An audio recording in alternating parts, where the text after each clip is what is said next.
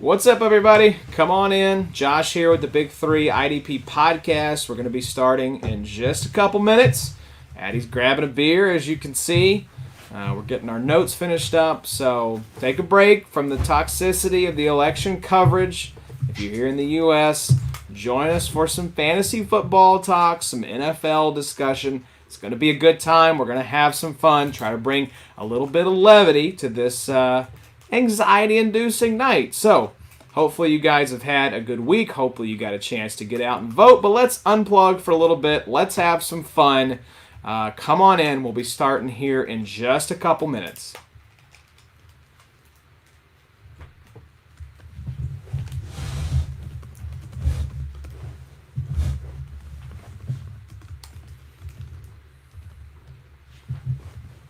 Hey everyone.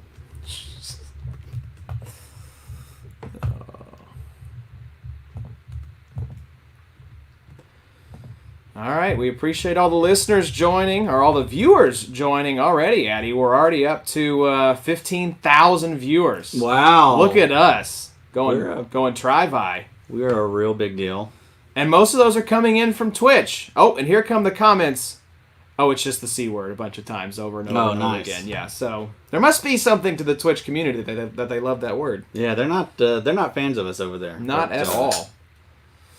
Shout out! We got some new viewers in the stream tonight. Oh, this is great. Who is it? So we got Abshurism, IDP, said way better than news. Agree with that, 100%. Yeah. Joseph Medema, I apologize, Joseph, if I mispronounced that. Said woot. So woot woot, Joseph. Welcome in. Happy to have you here. We're gonna be starting here in just a couple minutes. Abshurism says no one likes Twitch. Agreed. But we have to be on there, for the Gen Z crowd. Yeah, that's right. Them youngins. That's right. They got a lot to learn. Yeah, Connie. Connie likes Twitch. That's exactly right. He is, I guess he's millennial still, right? Yeah, because he's almost 30, so he's millennial. He's not Gen Z, but he's closer to Gen Z and helps us, plug into that generation. He's aged a lot with the twins. Oh, absolutely. He's 29 going on 49. Sure. Easily. Very easily. So, come on in, guys. We'll be starting here in just a minute. Appreciate you guys joining us. Yeah, continue with the comments. Continue with the questions if you got them. If you're Absolutely. Scared, if you're scared, let us know. If you're scared, sound off in the comments. You're in good company. But tonight, we're not going to talk a whole lot about election coverage. I am. I plan to do at least 15 on it. He's got a monologue prepared that you guys are not going to believe. It's incredible. It is. It gets heated, I tell you. Yeah, Joseph's asking, when was the last year for Gen X? So, 1980? I think that's probably pretty close. I know my brother-in-law, who's like 8 years older, no, like 5 or maybe like 7 years older than me, is Gen X. Yeah, Addie, hit us with the details. What's the Gen X year range? Because that's the one after us, or before us, I guess. Before us, that's saying mid 1960s to the early 1980s. Okay, yeah, so that makes sense. 87, I was right there, on the very front end of the millennials. And then what's after us? Gen Z. Yeah. What's the date range on Gen Z?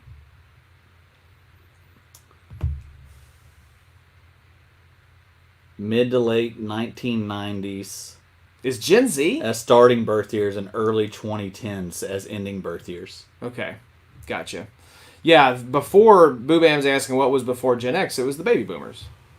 Yeah. Yeah, because my parents are baby boomers being born in the early 60s. So there you go. Some generation talk. Hey, but it was funny tonight watching some of the election coverage, how specific they get with the demographics. Sometimes with like suburban white housewives, right? Which is kind of funny.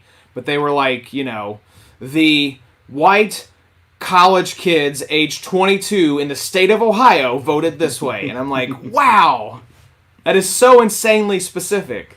I don't get it. And I don't like it. Yeah. Don't like it at all. Don't trust the government, Don't trust it, man. Don't freaking trust it. All right, Daddy, y'all ready? I think so. All right, here we go. Make sure I got my notes pulled up. I do. There they are. They look beautiful. All right, here we go. And apologies again for our video viewers. You all will not get to hear the drops, but that just means that you have to tune into the audio pod to hear those. Mm-hmm. We still have the Halloween drops. We'll probably have those through Christmas, let's be honest. Also, start downloading it off of both iTunes and Spotify. Is that right?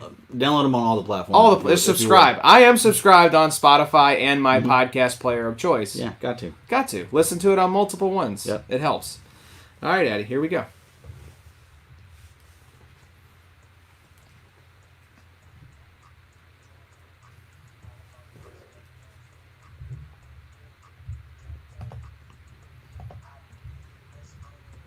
What's up, you diehards, you degenerates, you lovers of defensive football? This is Josh Raymer, and we are back with another episode of the Big Three IDP podcast, and it's a duo pod tonight. I am joined in the Sode Shack to my right by Adam Markham. Addy, how we doing tonight, baby? Let's get political, baby! That's right. You thought you were signing up for Big Three IDP. Little did you know we're going to do a solid 45 minutes on the Electoral College. So Trump, what do you think of him? Oh man, let's dive into it. So many feelings.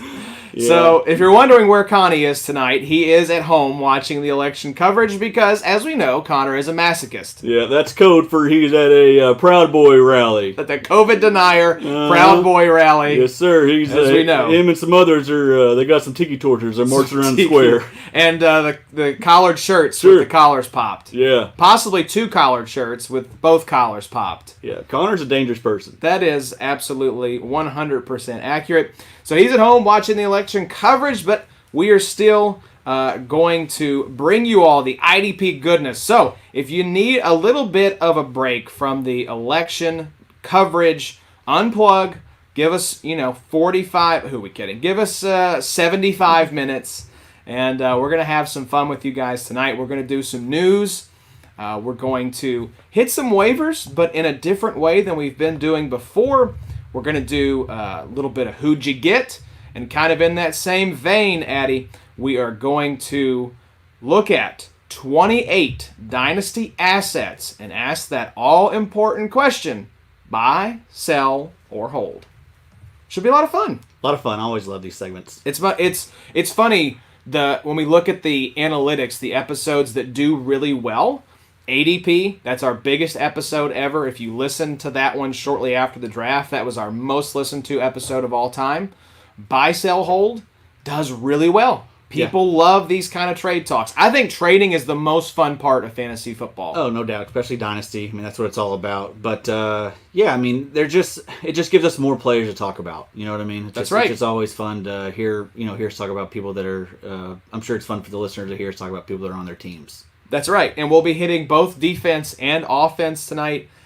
Should be a lot of fun to check in on some of these players that you might be having questions about. The NFL trade deadline was today, was pretty much a roaring yawn, to use a Mark Sessler term. Speaking of which, Addy, to segue for a second, we did confirm with the great Mark Sessler today that he will be making his return to the podcast next Tuesday, 9 p.m. Central. Tune in, folks. You do not want to miss this one.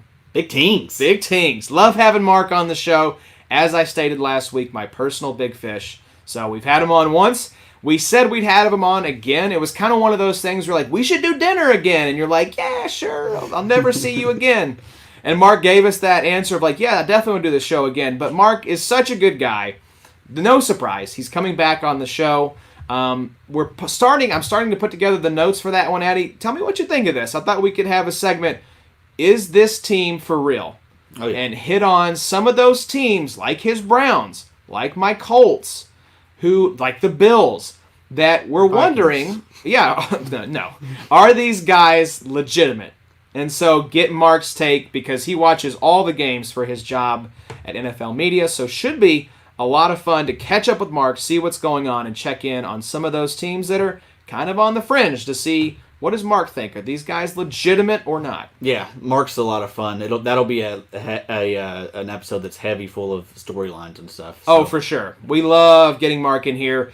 If you're a listener of the Around the NFL podcast, you know that Mark, anytime they have a segment where you have to bring some kind of storyline to the forefront, his are insane, like acid trip level insane. Yeah, he's the best. I'm definitely looking forward to it. Yeah, so the trade deadline was today. So in that spirit, we have our trade deadline for our main league next week. So my point was, you're probably having this consideration right now. You know whether you're in playoff contention. So if you're in a Dynasty league, you're having this conversation of, do I make a push for the title? Or do I pack it in and maybe start to rebuild, sell some of these assets, grab some draft picks? So we're going to talk about some of those guys tonight.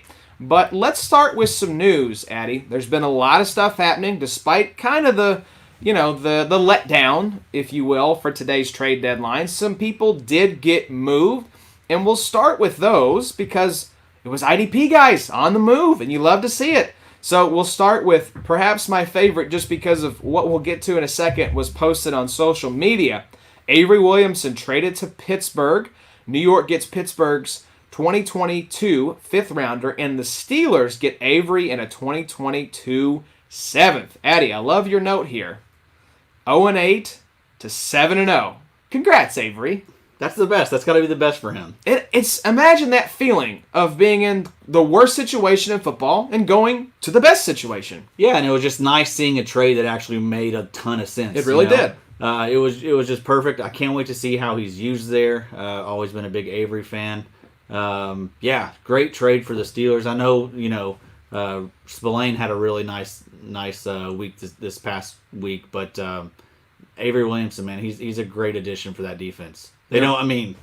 God, the rich get richer. They really do. They're bringing him into play. You have to imagine they're not making this move. Spillane's been nice as a fill-in. I think once Williamson gets his legs under him, he's going to come in, and it's going to be him and Vince Williams as those two linebackers. Because we saw it last week. Friend of the show, best friend of the show, league mate of us now, John Macri, did the snapshot breakdown of the Pittsburgh linebackers for our boy Dynasty Sneeko. It was Spillane 100%, Vince Williams 100%. Yeah. So they don't run these kind of like multiple linebackers like a Titans situation. They have two guys, and I really do believe it will be Williamson once he gets his feet under him. Who do you think that second will be? You think it'll be Vince Williams? I think it will be Vince Williams. Yeah. We'll see. It's going to be interesting, but yeah, great trade. Love it. So, my favorite part of this, by far, the photo. I'm sure you've seen this, right? Yeah. Of him standing in the rain, in full uniform, hailing a cab out of New York City. One of the best photos of the year. Avery really kills it on the gram. If you look back last year when he tore his ACL, he started doing those series of him walking around New York in full uniform. Really? I missed that. Okay. Like you need to go look at his Grom. And is his Grom game strong? It's very strong. Okay, I need to check that out then. Another trade that makes a ton of sense because the player was disgruntled in his current situation, and the team that traded for him desperately needed help in this particular situation. Carlos Dunlap traded to the Seattle Seahawks for B.J. Finney and a 7th-round pick. Congrats, Carlos. Yes, I know. Just these guys that are going to these situations where they're in, dreadful no shot at the playoffs, and now they got a chance to compete for Super Bowls. That's you love to see that. And Carlos, I think he was speaking of social media, I think he was posting his house was for sale. Yes. And trying to get people to come buy it like a couple weeks ago. So all that stuff worked. It got him out of town. But great pickup for Seattle. They desperately need some help in the pass rush department, and he's going to bring that for him. Yeah, you all were talking on DFSSS, which make sure you're checking out that show. Addy and Johnny are winning you money each and every week.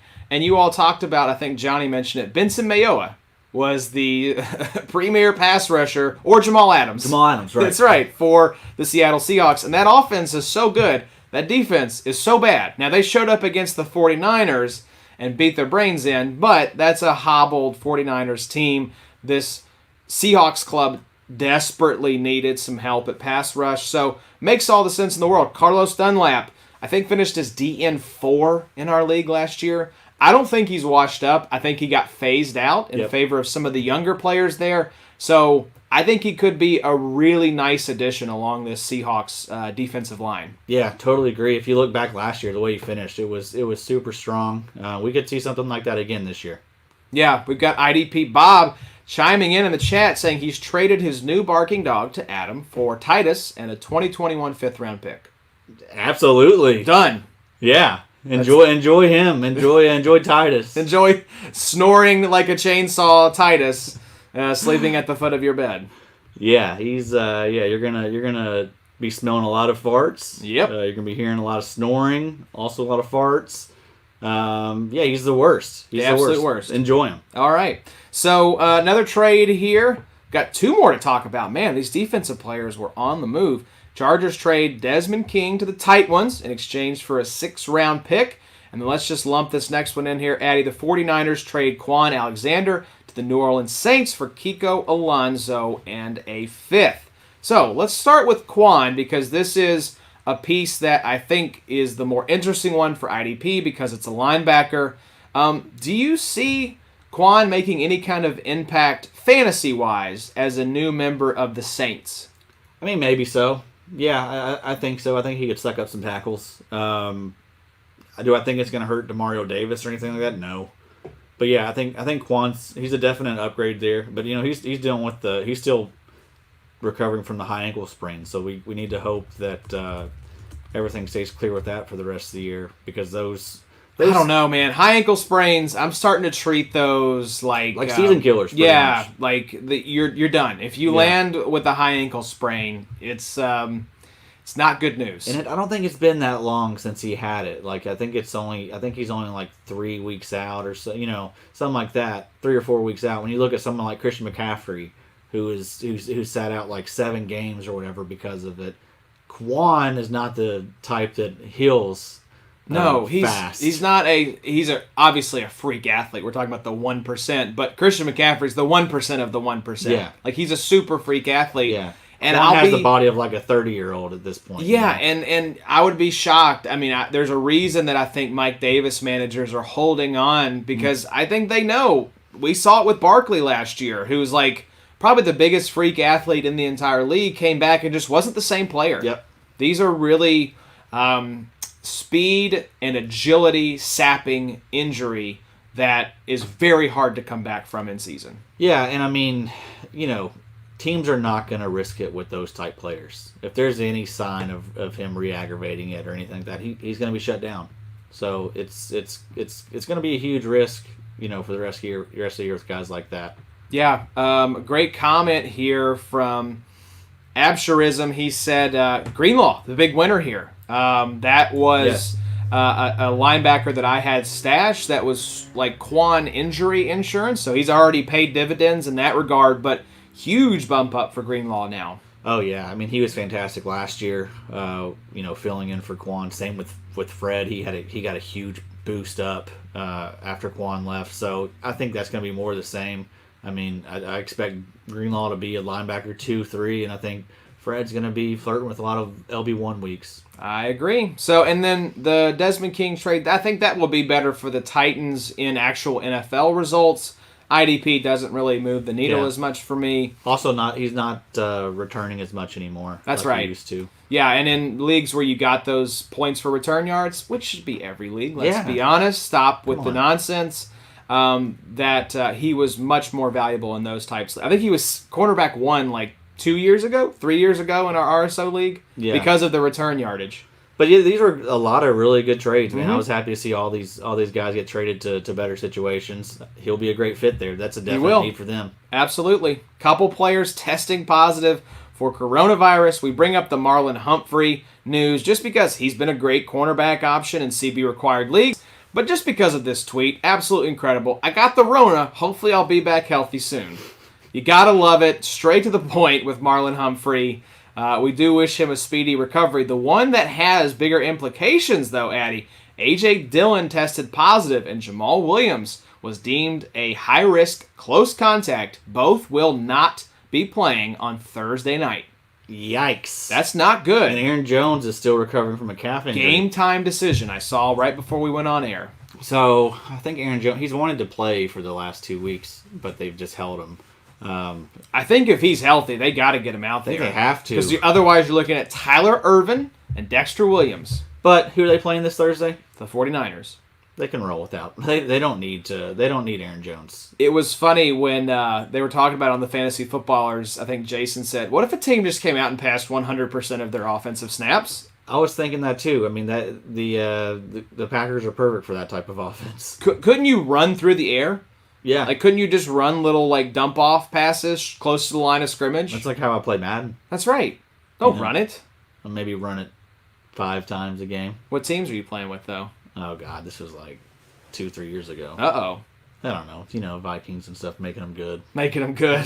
Trading for, just like Saquon Barkley. No, I wouldn't do what you did. So signing free agents and trading them immediately, Don't be mad I know how to game the system. Don't be mad. Sir. Adam's always been jealous of that. So other bummer news in terms of the players being out department. George Kittle out for 8 weeks with a broken foot. Jimmy G projected to miss 6 weeks, I believe, with that high ankle sprain. Is that right? Yeah, good God. Shanahan's done a lot with a little this year in San Francisco, but I think this is the nail in the coffin for the 49ers. They are not the same team without George Kittle. No. Lord, no. And Jimmy G's not, I don't think he's the answer. If they can cut him. They should. And only have, I think, like $3 million in dead cap. Nick Mullins is probably sideways, if not maybe a slight upgrade. He's fine. A lot of Niners news today. Sad. We got one that's really sad for me. What's that? Pink-haired baby. Pink-haired baby. That's right. They finally ended the dream of your boy. I don't even remember his name anymore. What's Dante Pettis. Dante Pettis. Thank you. Yeah, Dante's on the street. Yeah, they're... and I think he may be staying there. I don't know that Dante's getting a job. 2018 second-round pick. Had that really... That first year was really good, and it was, a lot with Nick Mullins because Jimmy G got hurt that year. That was the year towards ACL, I believe. I think so, yeah. But anyway, yeah, Dante Pettis, just what a weird and bizarre, start to his career. I hope that maybe he can, turn it around. I don't think him and Shanahan were good fits for each other. Shanahan seems to be like a tough guy to play for. You got to be willing to, I think just, you can tell that there's not this. He doesn't like the star mentality or anything like that. Oh yeah, you mentioned it last week. He just wants receivers to come in and fill one type of role, and that's got to be that's fine for a point. But I'm sure that gets old after a bit. Let's just cut the crap. He didn't like the pink hair. Probably. He said something about it. Dante took offense, and they never got over it. Yeah, and Dante's a weird guy. I mean, you can just. I'm sure that he's one of those types that's probably hard to manage. So.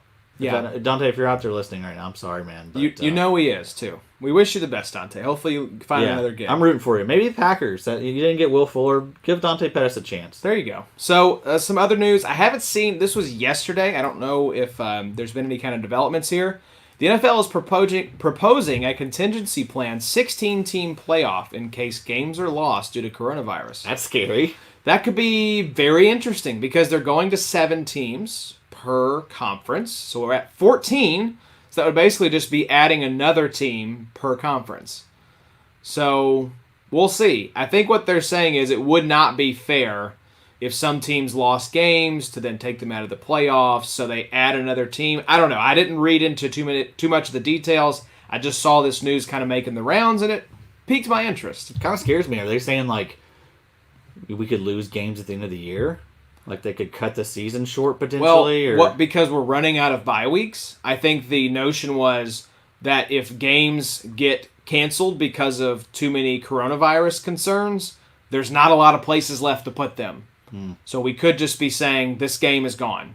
We haven't had that happen yet. We've been able to move things around, but those open squares to move to are closing up quickly. I mean, we're entering week 9. I think bye weeks finish up in like week 11 or 12. Yeah, it's true, and it does seem like the Rona's definitely gotten worse across the country. Cases are ticking up. I've noticed that it seems like it's every week with another team or multiple teams now. Yep. John Elway tested positive. Yeah. Thoughts and prayers. Not all those years of tobacco use have me a little worried about his immuno health, but we'll see. He'll be all right. He'll be fine. Be all right. Hopefully. But yeah, man, weird year. Weird year. So that's the news, Addy. So before we get into who'd you get, a little bit of housekeeping, and we're gonna hit this quick, Addy. This is not something that we ever hoped we'd have to talk about on the pod, but we do have to mention it just to give you guys a peek into what's going on behind the scenes of Big 3 IDP.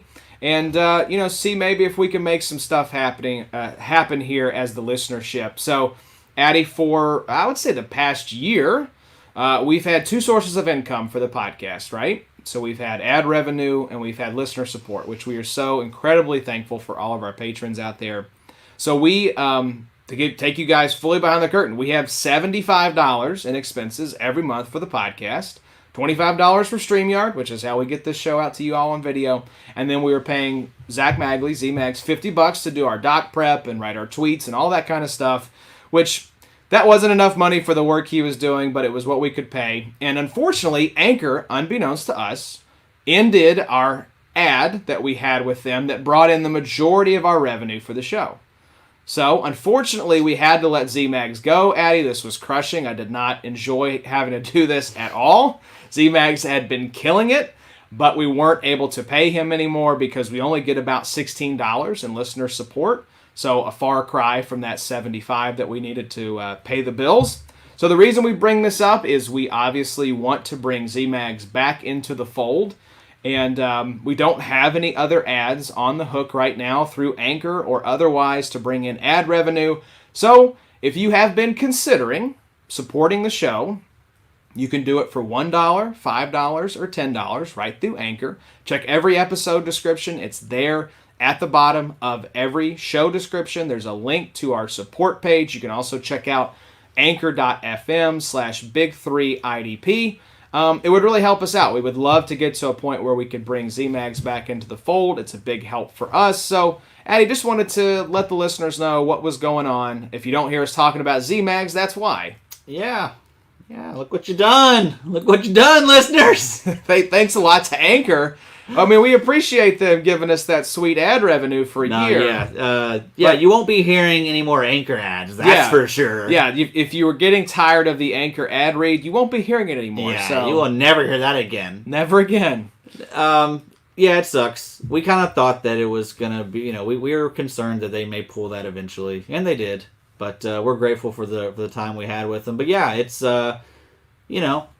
we do, to make the show as good as we want it to be, we do have some expenses, and that would be very cool to get a little bit of support. Yeah, I mean, like I said, if you are considering, with the number of listeners that we have supporting the pod, if just a fraction of those jumped on for $1 a month, we could bring Z-Mags back next week. Yeah.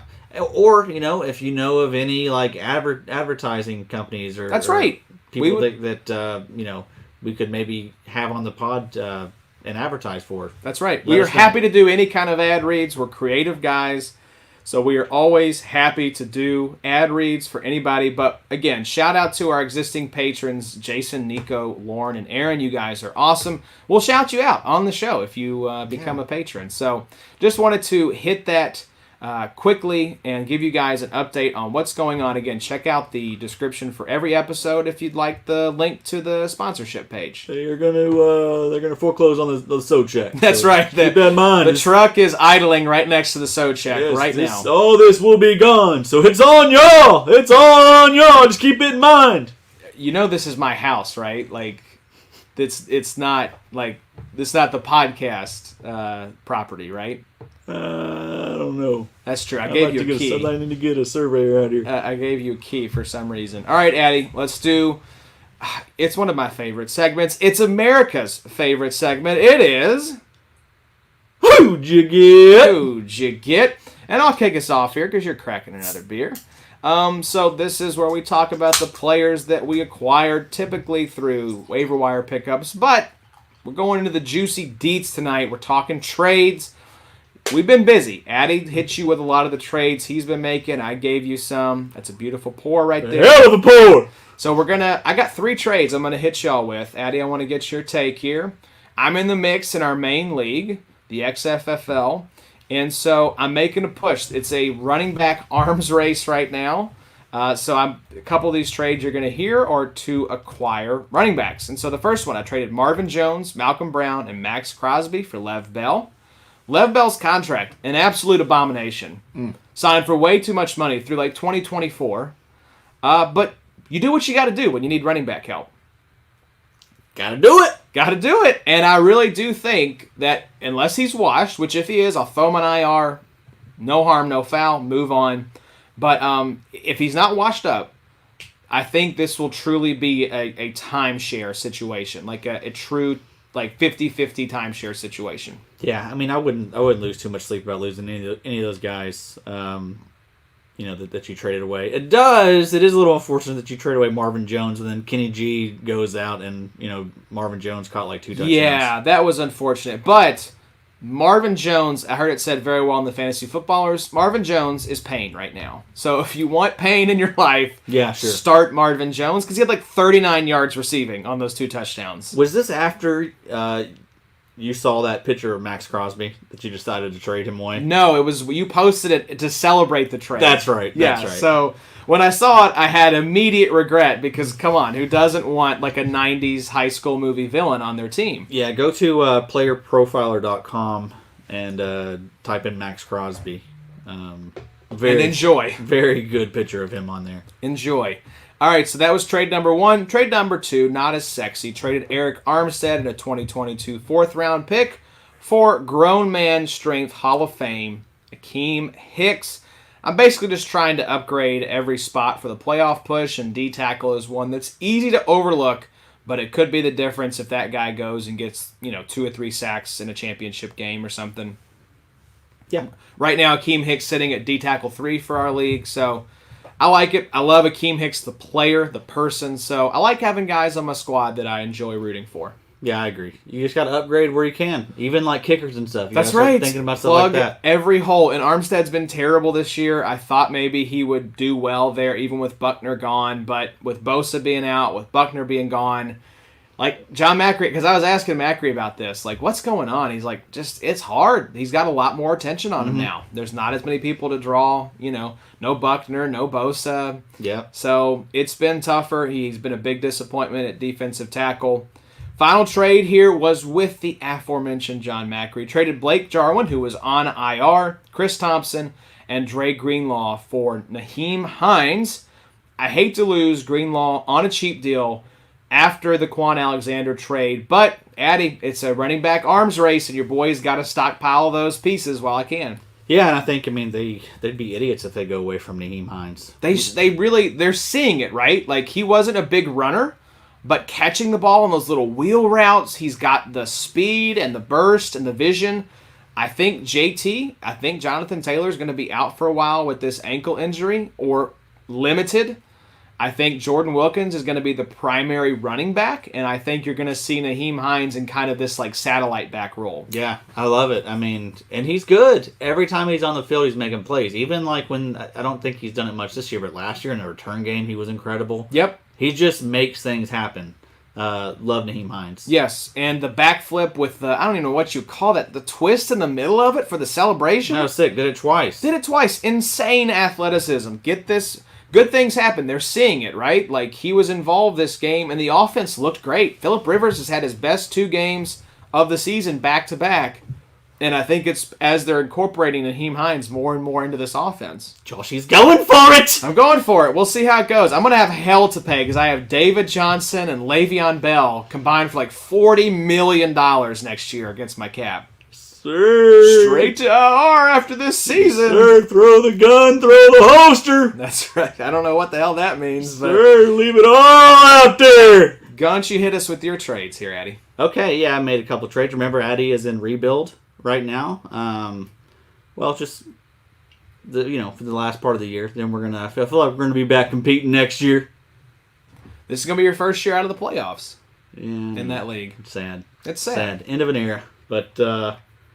We had a good run. Anyway, traded away Shaq Thompson, a 2021 third, in Carlton Davis for Mike Williams. Very nice. Mike Williams is on he's like 6 per year, and I have him for the next. I think he expires in 2022. Nice. So I have Justin Herbert. So I like that connection. Double boner connection there with Herbs and Mike Williams. Yeah, it's a beautiful thing. Yeah, I think so. And then the other trade I made this morning was I traded away Eric Ebron for a 2022 fourth. Yeah, I think getting anything for Ebron right now is nice. Just looking down the line again. I'm just seeking out contenders that are making trying to do what you're doing pretty much. Just clean up the rosters. Yep, tighten things up. Yep. Shore up positions of weakness. Trade away where you have some depth. And I know like you see 2022 fourth. That's probably nothing. That's junk. In an IDP league. In an IDP league, that's pretty nice. That was Buda Baker for me in 2017. That's right. There's plenty of fourth-round picks that hit. And yeah, there's going to be always guys that sift through because it's IDP. Yes, absolutely. So, got some trades rolling in here. Let's grade these, Addy. Traded a third-rounder for Tyler Johnson and a fourth-rounder. This was Joseph. Said Kid is solid, just needs to play more. So I like that. I think Tyler Johnson a little bit buried on the Buccaneers depth chart, right? So he acquired Johnson in a fourth. Yeah, he said he traded a third rounder for Tyler Johnson and a fourth rounder. Yeah, that's great. Tyler Johnson's really good. Move back in the draft. Yeah, and get Tyler Johnson. And especially if something happens with Godwin, I think Godwin may be on his way out. Actually, I think his contract may be coming up. So yeah. Has he unfollowed the Buccaneers on Instagram? That's the question. That's the final step. So that's we'll see. Stay tuned. All right, we got some other trades rolling in here. Traded David Johnson and Brandon Cooks for Travis Kelce in Dynasty on Saturday. Had Higbee at tight end. Yeah. So traded DJ and Brandon Cooks for Travis Kelce. God. Congratulations. That's amazing. I still think Travis Kelce has at least maybe like 2 more years as like in the tight end 1 discussion for Dynasty. Yeah, I mean he's like he's like Tony G, man. I mean they just both happen to play for Kansas City in their careers, but I mean he's that type that's gonna.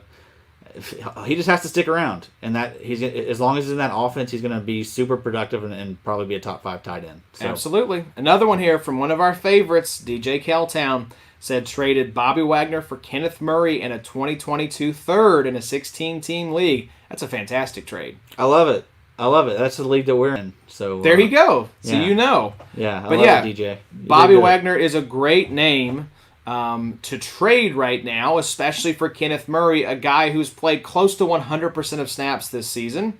And you get a 2022 third in an IDP league? Oh, baby. That was Kenneth Murray. I'm kind of surprised he didn't have to send a pick with Bobby Wagner to get Kenneth Murray in a Dynasty league. Yeah, you got to remember, Bobby Wagner's getting up there in age. He's like almost 30 now. He might be 30. Yeah. But, that's a slam dunk in Dynasty. I wish I could get anyone to trade with me in there. I'm ass in that league. Please help. You just have a please help sign. Yeah, like someone come get Chase Edmonds. Like, come on, y'all. Holler so, one of our absolute favorites, Kyle Bellinelli, Belly Fuel, says, I just want Adam to know Michael Thomas is on the block in Unreal Tournament. I'll think about it. I'll send you over maybe a 2023-6. 2023-6. There you go. Seems fair. Yeah, Michael Thomas. Where is he? Oh, there he is. You put him in the middle of the table where you said nobody cares about him. Yeah, the ones in the middle, those are We love these boys right here. Yeah, and we don't. That 12 is That's Peyton, Connie's corner. Yeah, he sees one and he actually cries looking at both of those since Peyton won a ring with the Broncos. So we're gonna do waivers a little bit different. We mentioned this, Addy. Instead of especially with Z-Mags gone, RIP Z-Mags, we are going to instead point you guys to 2 awesome IDP analysts who are cranking out a great waiver article every single week. And so what we've done here is, because we want you to go read the article, we're not going to give you every name from their list, but go check out Kyle Bellyfuel's waiver wire article over at idpguys.org and check out Mike Wollard's waiver article over at 4for4. And so what we did, Addy, we went and looked for one player at each position group that these 2 guys had in common on their waiver wire article list. Who was the one for linebacker they both recommended? TJ Edwards. Ooh, Philadelphia linebacker. Yeah. Of course, John Macri went and scooped him out from under us in XFFL. Of course, yeah. Sucks having him in the league now. It does. It really, really does. I'm immediately regretting this. Shout out XFFL Macri.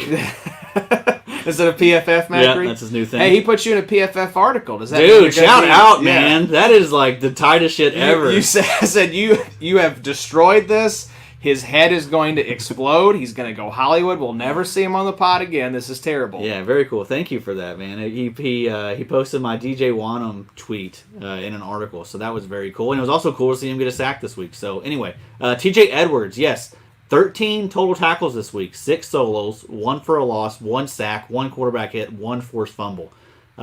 Nate Gary's on IR. TJ Edwards played 75% of the defensive snaps. It seems like he's going to be the guy going forward. Him or Alex Singleton, but I think it's going to be TJ Edwards. I agree. I think that there's a reason we saw Macri go get him in the XFFL, and he had a chance with Nate Gary out and absolutely balled. So I think I agree with Kyle and Mike here. I think TJ Edwards is, especially if you're linebacker deficient, he's absolutely at the top of the list for me in terms of waiver wire ads. Should be available in a lot of leagues, honestly. Yep, I think so. So go grab him. All right, defensive line. Who are we looking at here, Eddie? Carlos Dunlap. Ooh, yeah, the aforementioned. Yeah, we touched on him earlier, so it's just it's nice seeing that both these guys like him too. Yeah, I mean, Dunlap's been one of the better edge rushers in the league, and I don't think that's gonna. I don't think that he wasn't that because of anything other than just playing time and just not being in a good situation there in Cincinnati. That's right. He just wasn't ready to be a part of a rebuild or anything like that. And who can blame him? Right? Yeah, he's been in the league for 10 years. Yeah. I mean, he's ready to compete and never really come close, aside from the Andy Dalton broken thumb year, to sniffing a deep playoff run. Seriously, he's been his whole career in Cincinnati. Yes, he's been a good soldier. This new regime, he's just not part of it. And so they did right by him and got him out the door to a Super Bowl contender. Mm-hmm. I think he's going to be motivated to play his ass off. Yep. And great coaching. We know this defense is always coached up well. Yep. So, yeah, I love Carlos Dunlap. I think he could be a sneaky, I'm not going to say league winner to that level, but a really solid D lineman too for your roster moving forward. Very rare that you have an opportunity to add someone like this mid-season. So take advantage of that. Take advantage. All right, DB, final one here, Addy. Who we got? Eric Rowe, Miami Dolphins. So his Week 8 stat line, 7 tackles, 5 solos, 1 interception, and 5 passes defended. 5 passes defended? Yeah. Good Lord. This guy was everywhere. Yeah, great week. I mean, he's just the guy back there. He's playing 84% on the year, and he's seen his playing time rise over the last 2 starts at 100% and 92% last week. So, yeah, Eric Rowe, great option. Someone that you should be looking at to add. Yep, go get him. He's probably one of like 3 pieces that maybe 4. Right? So you have like Rowe, Jerome Baker, Emmanuel Agba, and Shaq Lawson. That'd be about it from that Miami team. Yeah. Kyle Van Noy? He's in Miami, isn't he? Nah, yeah, he is, but he's I wouldn't. You wouldn't touch him with a 10-foot pole. No, very inconsistent. It's a good defense for the NFL. I think y'all were talking about this on DFSSS as well. Like that was our suggestion of the week. Yeah, start Miami, and that was they were beautiful. Great. They beat the dog snot out of the Los Angeles Rams. If you don't listen to us for anything else, listen to us for our defense special team picks, because every freaking week we kill it. Yep, and your kicker contest. Yes, and hopefully Bachelorette. Yes, that's coming. Need to get back on that. Apparently, there's a new Bachelorette coming. I don't know if you saw the previews. No. It just happened to be on. I don't know why I was watching it. The commercial for it, that is. And apparently, the Bachelorette quits. Oh, wow. And they bring in a new one. Okay. Yeah, so I need it in my life. Right, please, you and Johnny record a Saturday. How many fantasy points that's worth? That's you won the game if you predicted that one. All right, Eddie, let's give the people what they want. We're going to hit 28 Dynasty assets. And ask the question, you buying, you selling, are you holding? And we start with a legend on the defensive side of the football, J.J. Watt for the Houston Texans. Hit us with some stats here, Eddie. So J.J. Watt, only 3 sacks and 22 pressures through 7 games. This is not the J.J. Watt we remember, but he does seem to be heating up. He's averaging 18 points per game over his last 2. I think I would maybe buy in redraft, but Dynasty definitely selling. Yeah, I think Dynasty, it depends on the team makeup. I'm probably holding. That's going to be the theme here with a lot of these guys for me is anyone that's underperforming, what are you going to get for him in a Dynasty format, which is really what we're looking at here. So if he's heating up, I probably hold him and hope that maybe I can slot him into like a IDP flex spot or maybe a D-line 2 spot. But yeah, I think if you try to sell him, especially in Dynasty, you're not going to get a lot. Yeah, I mean, if you're a contender, and you need to beef up your DN spot, I would try and maybe send like a fourth, or if you have a bunch of thirds, maybe like a future third or something. Just if you're ship chasing. That's right. He is a good piece to go grab because I think you can get him cheap.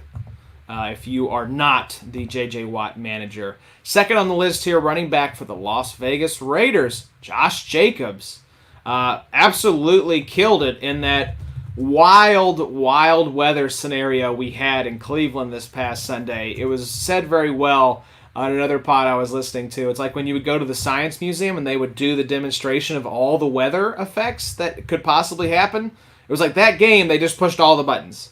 I think there was hail, there was wind, there was rain, there were kicks flying like 100 feet to the left after they had been kicked. It's absolutely wild, but Josh Jacobs tore it up. Maybe you could say he's been at or a little bit below expectations this year in Las Vegas, but I think he's a screaming buy right now for me. Yeah, I think so too. I think he has, performed a little bit under expectation. But yeah, I mean, he's still RB12 right now. He's averaging 16 points a game. He has, that first week he had 36 points, and then since then his highest week is 22, and then he's had a lot of pedestrian games in between. But yeah, Josh Jacobs, I think he's a definite buy. If you can get him for a first and a second, 100%, and even 2 firsts is probably good for him. Yep, I agree. I think he's going to finish the year. He's right on that fringe right now, so you could easily say, oh, he's a guy that's going to fall out of the top 12 at his position. I think he's actually going the opposite direction. I think he's going up. And I kind of like that Oakland offense. And Las Vegas offense. Sorry. Got to be careful with that Washington team. That's right.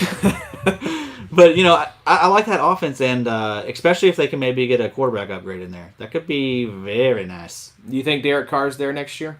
I mean, he's actually been pretty good this year. He's been fine. But, is he the new Andy Dalton? Are we just going to keep saying he's fine, he's fine? Yes. At a certain point, you have to ask, can we win a Super Bowl with this guy? And the answer is no with Derek Carr. Right.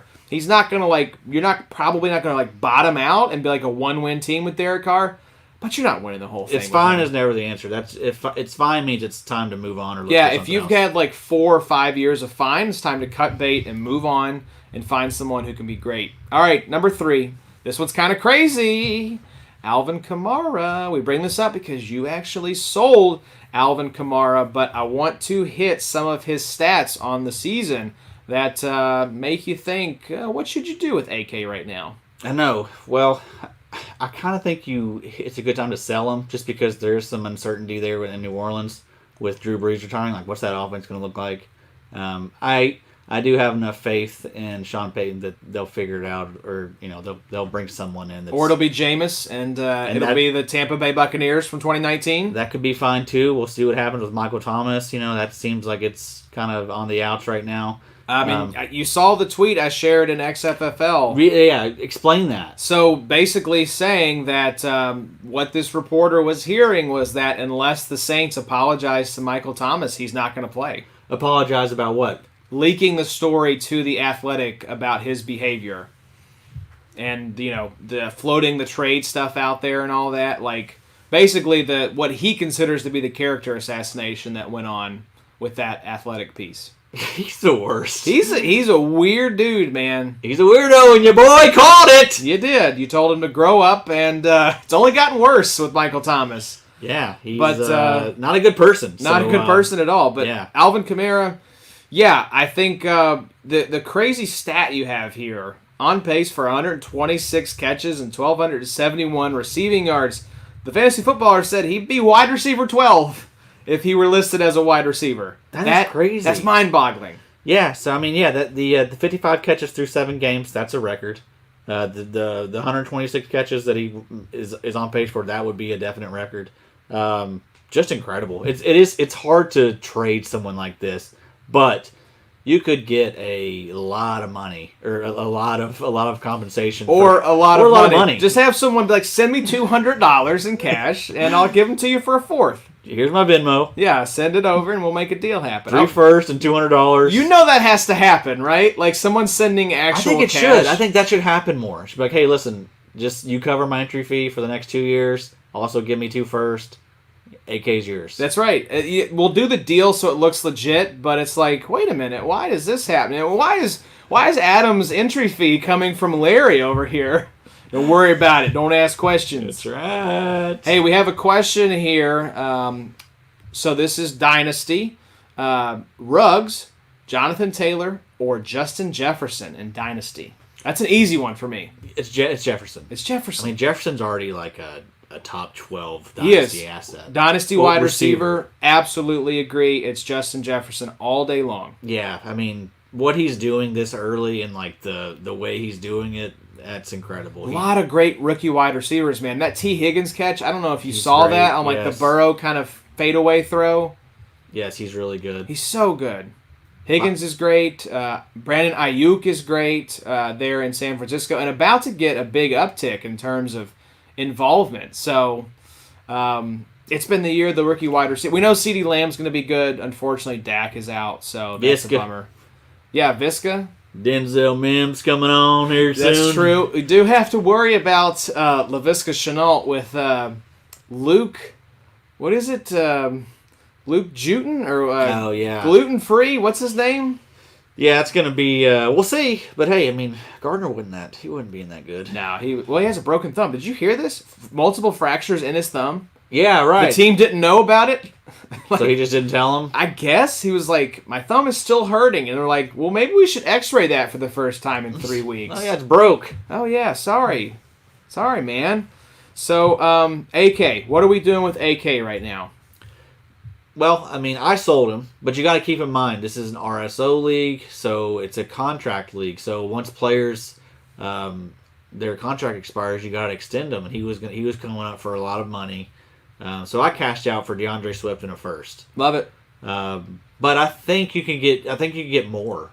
I mean, right now, I mean he's unbelievable. I think you get probably DeAndre Swift and maybe 2 first. Yeah, it's situational, right? I mean, if I was in the Zach was the one who bought him in XFFL. He's making a push for the title. I would be doing that. I would be mortgaging the hell out of my future to go get AK. Because I think he has the potential to single-handedly win you a ring. Yeah. Like Patrick Mahomes style, 2 years ago.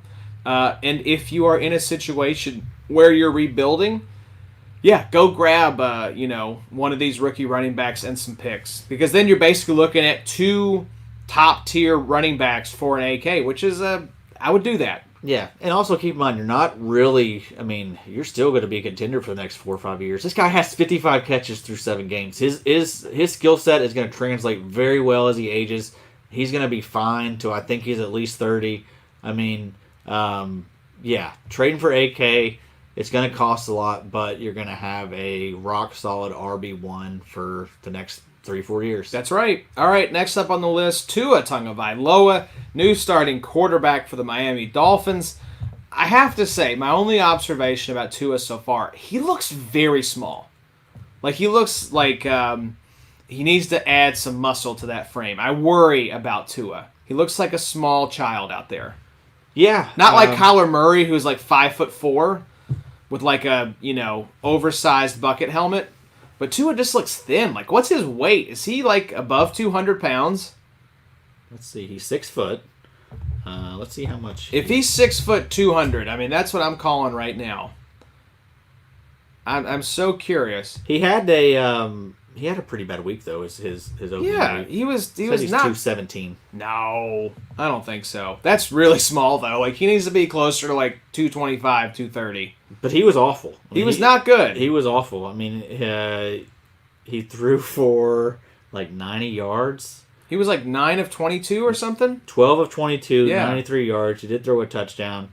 To Devontae Parker, so that's good if you're the Parker manager. Luckily for him, the defense special teams carried him. But, yeah, not the debut that we were hoping for. No. It wasn't like RG3 in his debut. No, I would say he's a big-time sell right now. If you can get, like, we have Lord Ratty, Fantasy Guru Bro, is a Miami Dolphins fan. I'd be trying to move. If you have a Dolphins fan in your league, try to go cash in on their, like, overwhelming hype and hope for this player. I don't know, man. We'll see. I'm hopeful that Miami has their quarterback. I really am. I want Tua to be good. But fantasy-wise, yeah, if you can cash out and cash in on that optimism right now around Tua, do it. Yeah. Do it. That's a concern, though, I feel like a lot of people are going to be kind of sharing that same thought with this week. You know how people are. It's just we have one game on the books and it sucks, bust. Yeah. Told you can't have a left-handed quarterback. Yeah, this is why there's only one. Yeah, but this is still also a team that is not a lot of talent. Yeah, still rebuilding. That offense sucks big time. Yeah, I mean Devontae Parker, that's your best. That's it. Gasecki's turned back into a pumpkin. Gesicki. Yeah, he's sucking real hard. Preston Williams, I don't know he's clearly not trusting his knee, not fully recovered from the ACL, but man, not a lot of options there. We didn't mention Isaiah Ford got traded today. Isaiah Ford got traded, and they traded for the $200 man, DeAndre Washington. Right, my boy. So what is happening? Myles Gaskin, poor Lorne, loses George Kittle, loses Myles Gaskin. It was a double wiener punch type of day for Lorne. Yeah. Thoughts up, Lorne. So yeah, where do you stand on Tua? Buy, sell, hold. You hold him? I think I'm holding. Okay. I'm going to hold. I mean, I don't like selling someone after they put up a stinker. I think that we got to give it a little bit. We don't want to sell too soon. And then, but also, what could you even get for him right now? What are you getting him for in a one QB league? What are you selling him for? Like someone going to give you a second for him? Multiple first and $300 in cash. No, I think, maybe a third. Second or a third. In an IDP league, that would be nice. I'd probably cash out for a third. Go get like a top tier linebacker or something like that. My brain's racing right now thinking about what if the future fantasy is like we start like actually sending cash money. Yeah, I mean, there's probably a website out there where you can do this. Let's be honest. It's like there should be a gambling aspect of it as well. The future of fantasy football. Keep in mind, fantasy football. It's a older than you think hobby because it was happening with pen and paper, back in the pre-internet days. But in its current incarnation, it's like 15, 20 years old. I mean, the future of where this is going to go is going to be insane. Yeah, we still can't get even people playing IDP hardly. I know. So, come on. Well, once it gets on daily fantasy, that's the game changer we're waiting for. Mm-hmm. Number 5, Travis Fulgham, wide receiver, 28. Hit us with some stats, Addy. Averaging 19.7 points per game. Wow. Crazy. It's amazing. This was, he was a 6th-round pick in the 2019 draft. Got drafted by Detroit. They waived him. He just kind of bounced around, and he found a spot here in Philly. If you look on his player profile, he comps to Michael Gallup. So it's a nice profile. Yep. What do you think? Buy. Absolutely. I think so too, because you can still He's legit. I think people will be skeptical, but you're right. Everything I've seen on he looks good. He looks like a legit, good receiver. We keep waiting for the other shoe to drop, and it just hasn't. Mm-hmm. At a certain point, you have to just dive in with both feet and just say, "I believe this is the guy." Yeah. Unless they make a quarterback change there, which maybe, but that is true. When that happens, could throw a monkey wrench in things. But if they continue with Carson Wentz, which they most likely will, I think Fulgham is a very safe wide receiver too. What's his deal? Carson Wentz's. I heard it described very well on the Around the NFL podcast. They were like, Carson Wentz is a more demented version of Ryan Fitzpatrick in that he has these extreme highs and lows, right? So the Fitzmagic value proposition has always been, when it's fun, boy, it's going to be fun. When it's bad, oh my God, you're going to be 2-14. Yeah. Carson Wentz is kind of that same experience. I'm going to look benchable, cuttable for 3/4 of the game, but then I'm going to have a magnificent 1/4 of the game that's going to get us back in it. And I'm going to do it seemingly single-handedly. Yeah. So I think he's a player that is mostly bad, but is brilliant enough in very short spurts to keep his job and keep the Eagles in the mix in a very bad NFC East. And he had that one good year, that one magical season. MVP type year. Before he tore his ACL. Before he got hurt. And then ever since then, it just hasn't been the same. Yeah. I don't know. I don't trust him at all. Philadelphia fans have to be just like pulling their hair out because how do you trust this guy? You don't. I don't think they do. They made it. I mean, they made it weird on themselves too, bringing in Jalen Hurts like that. They did, because I don't know that he's going to be that good either. No, I don't think so. I mean, maybe, but I don't really see it. No, and here's the thing: I really would be curious if today, say it's the trade deadline, right? It's too late now because it's already passed. But say earlier today, and this never would have happened. But just go with me in a hypothetical world. Howie Roseman picks up the phone, calls over to, I think Ryan Pace is still the GM for the Chicago Bears, and says, Ryan, straight up, we'll give you Carson Wentz for Nick Foles. If that trade had gone through, are Philadelphia fans rejoicing?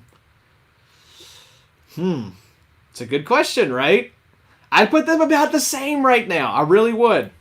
I don't know, man. There's still a lot of people that like Carson Wentz, but yeah, I think you're right. I think the majority of them they're very emotional and not always logical at times. Never logical. So the Eagles fans have never been logical, and that's what's lovable. They got that ring, and that means a lot to them. And Foles got it for them. They would welcome back BDN with open arms. Yeah, and I think they would be like, Carson Wentz, good riddance.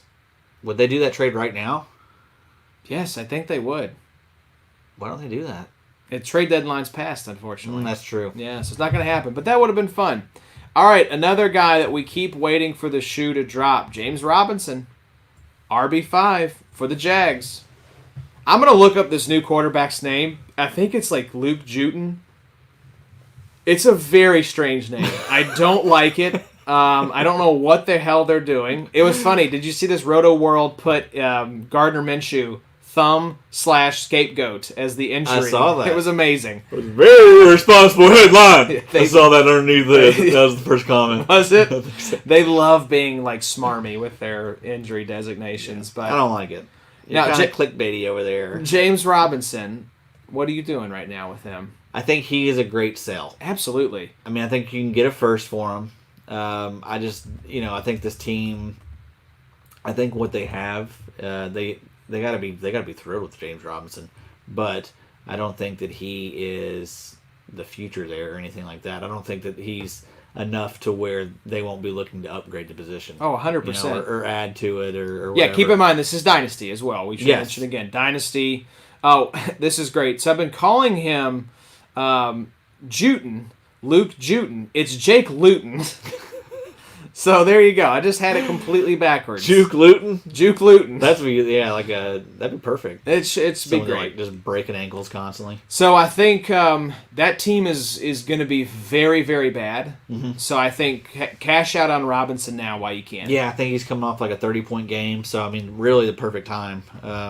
He could be relevant for next year and maybe the year after that. But I think that I think now's a great time to cash out. He comped to Kenneth Dixon, a guy that I always liked. Yeah, there you go.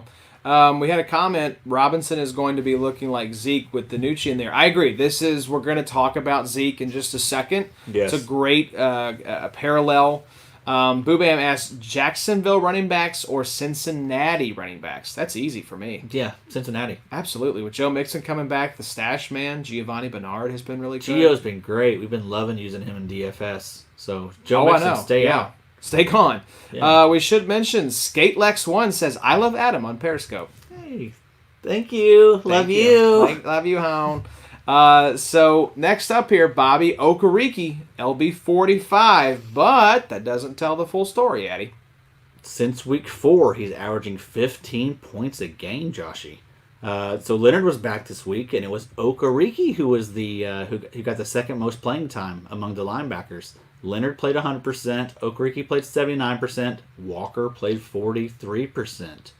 Bobby's the number 2, baby. Bobby's the number 2. And so there's a new there is a new rule that I'm going to implement. It's the Macri rule. Anytime he does something in our league, I'm just going to mention it on the pod and say that everyone should do the same thing. Yeah.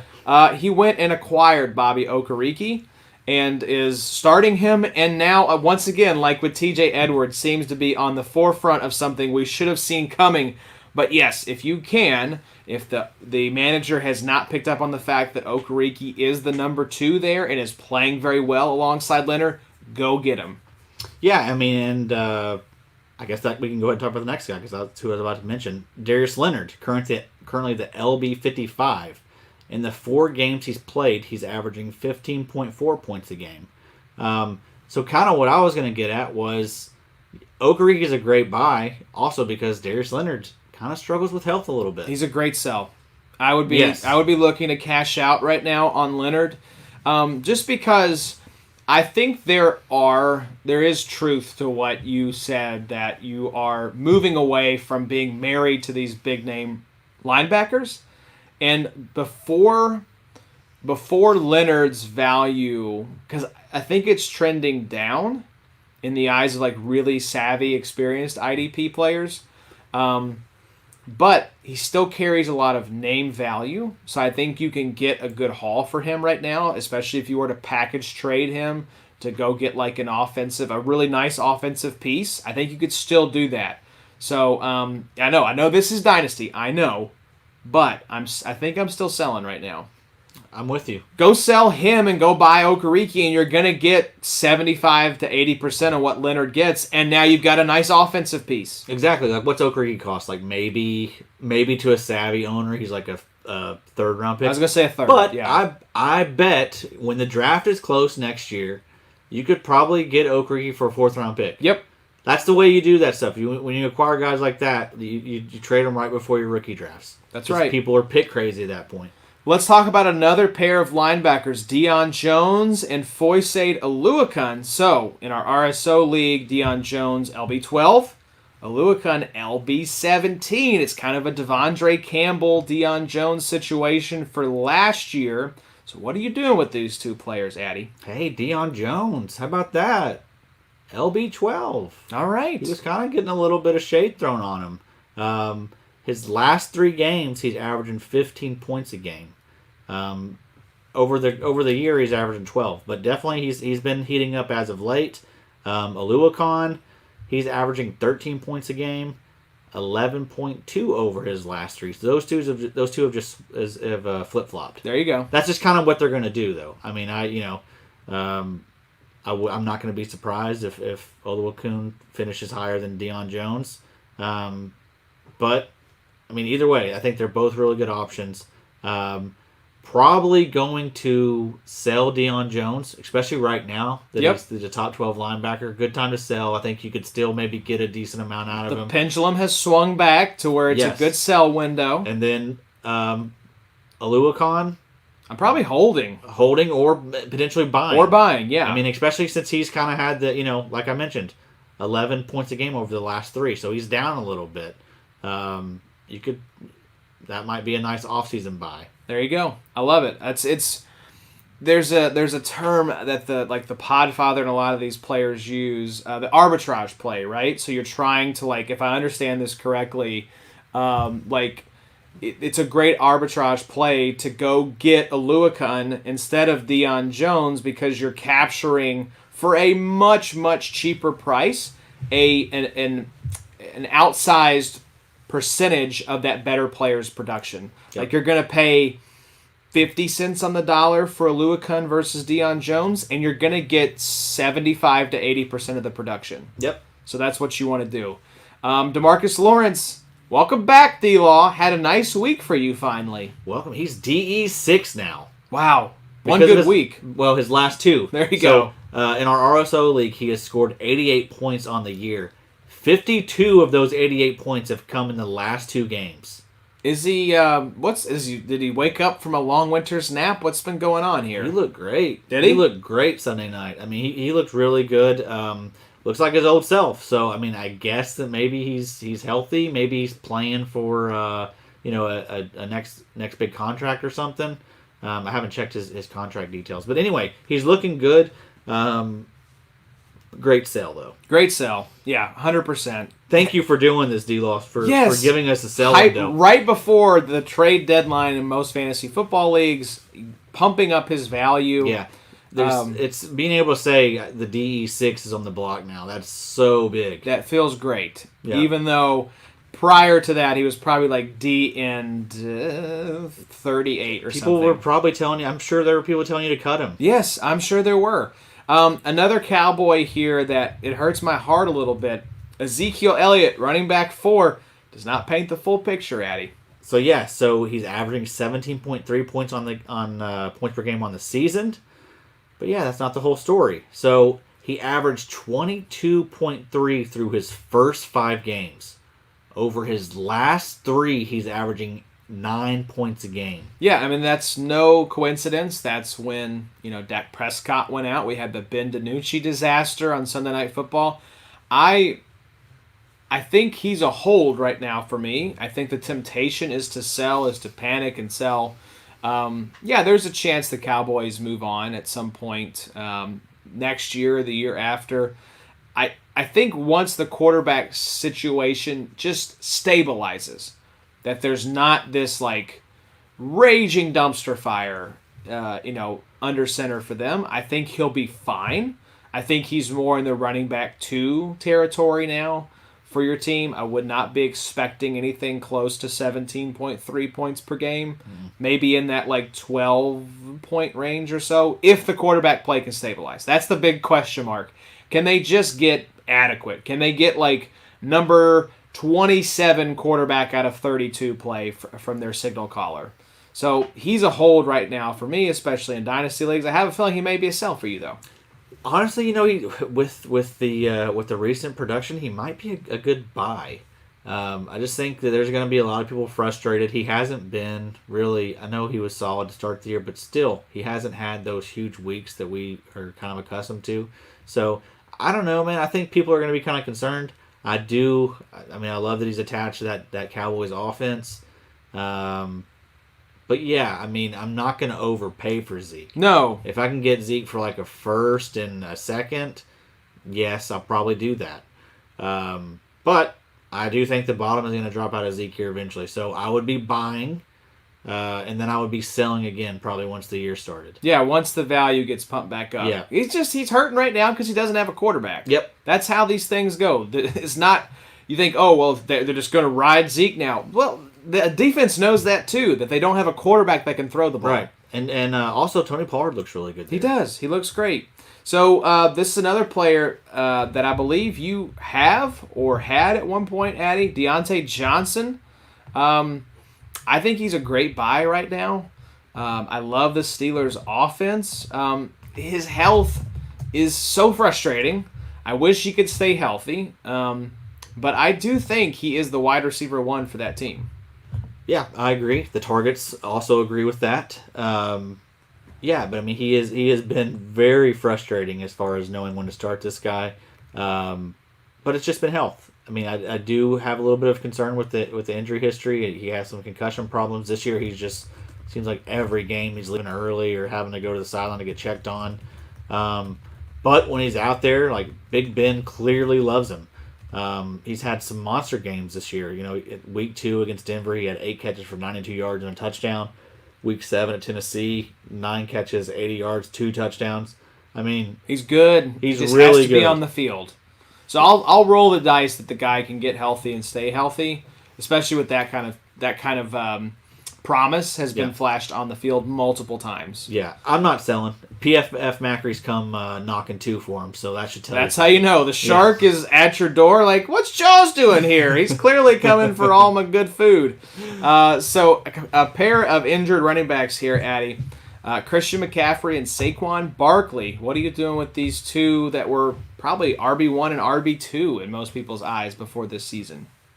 This is a good question. I think I'm definitely buying Saquon, just because he's younger. I mean, he's I don't think he's never been cheaper. Christian McCaffrey, I think he's still going to cost a ton.